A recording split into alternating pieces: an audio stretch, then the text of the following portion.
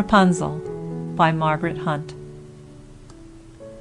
There were once a man and a woman who had long in vain wished for a child. At length the woman hoped that God was about to grant her desire. These people had a little window at the back of their house from which a splendid garden could be seen, which was full of the most beautiful flowers and herbs. It was, however, surrounded by a high wall, and no one dared to go into it, because it belonged to an enchantress, who had great power and was dreaded by all the world. One day the woman was standing by this window and looking down into the garden, when she saw a bed which was planted with the most beautiful rampion, Rapunzel, and it looked so fresh and green that she longed for it, and had the greatest desire to eat some. This desire increased every day, and as she knew that she could not get any of it, she quite pined away, and looked pale and miserable. Then her husband was alarmed, and asked, "What aileth thee, dear wife?" "Ah," she replied, "if I can't get some of the rampion, which is in the garden behind our house, to eat, I shall die." The man, who loved her, thought, "Sooner than let thy wife die, bring her some of the rampion thyself, let it cost thee what it will." In the twilight of the evening he clambered down over the wall into the garden of the enchantress, hastily clutched a handful of rampion, and took it to his wife. She at once made herself a salad of it, and ate it with much relish. She, however, liked it so much, so very much, that the next day she longed for it 3 times as much as before. If he was to have any rest, her husband must once more descend into the garden. In the gloom of evening, therefore, he let himself down again. But when he had clambered down the wall, he was terribly afraid, for he saw the enchantress standing before him. "How canst thou dare," she said with an angry look, "to descend into my garden and steal my rampion like a thief? Thou shalt suffer for it." "Ah," answered he, "let mercy take the place of justice. I only made up my mind to do it out of necessity. My wife saw your rampion from the window and felt such a longing for it that she would have died if she had not got some to eat." Then the enchantress allowed her anger to be softened, and said to him, "If the case be as thou sayest, I will allow thee to take away with thee as much rampion as thou wilt. Only I make one condition. Thou must give me the child which thy wife will bring into the world. It shall be well treated, and I will care for it like a mother." The man, in his terror, consented to everything, and when the woman was brought to bed, the enchantress appeared at once, gave the child the name of Rapunzel, and took it away with her. Rapunzel grew into the most beautiful child beneath the sun. When she was 12 years old, the enchantress shut her into a tower, which lay in a forest, and had neither stairs nor door, but quite at the top was a little window. When the enchantress wanted to go in, she placed herself beneath it and cried, "Rapunzel, Rapunzel, let down thy hair to me." Rapunzel had magnificent long hair, fine as spun gold, and when she heard the voice of the enchantress, she unfastened her braided tresses, wound them round one of the hooks of the window above, and then the hair fell 20 ells down, and the enchantress climbed up by it. After a year or 2, it came to pass that the king's son rode through the forest and went by the tower.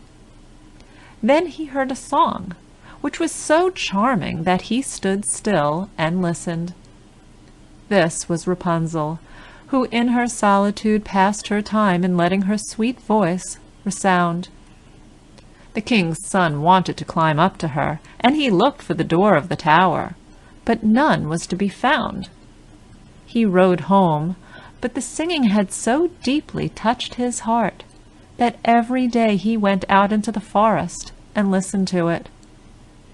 Once, when he was thus standing behind a tree, he saw that an enchantress came there, and he heard how she cried, "Rapunzel, Rapunzel, let down thy hair." Then Rapunzel let down the braids of her hair, and the enchantress climbed up to her. "If that is the ladder by which one mounts, I will for once try my fortune," said he. And the next day, when it began to grow dark, he went to the tower and cried, "Rapunzel, Rapunzel, let down thy hair." Immediately, the hair fell down and the king's son climbed up.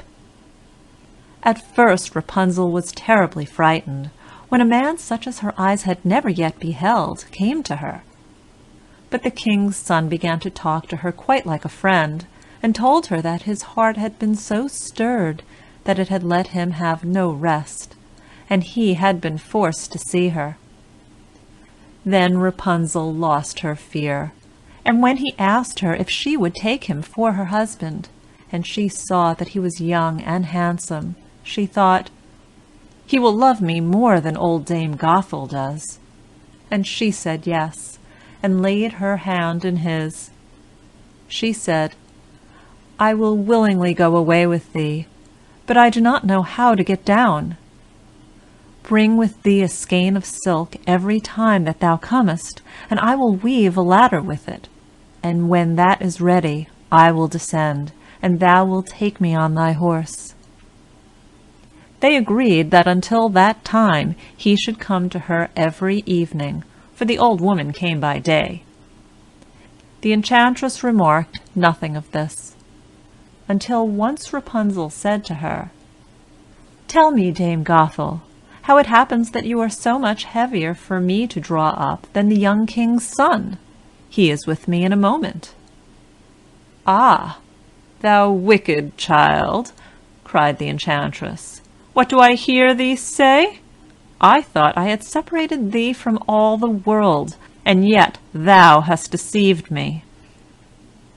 In her anger she clutched Rapunzel's beautiful tresses, wrapped them twice round her left hand, seized a pair of scissors with the right, and snip, snap, they were cut off, and the lovely braids lay on the ground.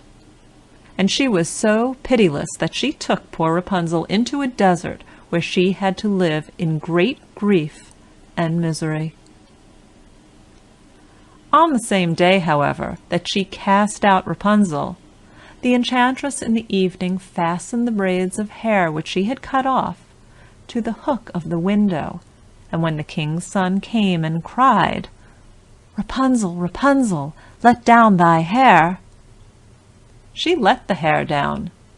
The king's son ascended, but he did not find his dearest Rapunzel above, but the enchantress, who gazed at him with wicked and venomous looks. "Aha!" she cried mockingly. "Thou wouldst fetch thy dearest, but the beautiful bird sits no longer singing in the nest. The cat has got it and will scratch out thy eyes as well. Rapunzel is lost to thee. Thou wilt never see her more." The king's son was beside himself with pain, and in his despair he leapt down from the tower. He escaped with his life, but the thorns into which he fell pierced his eyes. Then he wandered quite blind about the forest, ate nothing but roots and berries, and did nothing but lament and weep over the loss of his dearest wife. Thus he roamed about in misery for some years, and at length came to the desert where Rapunzel, with the twins to which she had given birth, a boy and a girl, lived in wretchedness. He heard a voice, and it seemed so familiar to him that he went towards it, and when he approached, Rapunzel knew him and fell on his neck and wept. 2 of her tears wetted his eyes, and they grew clear again, and he could see with them as before. He led her to his kingdom, where he was joyfully received, and they lived for a long time afterwards, happy and contented. End of Rapunzel.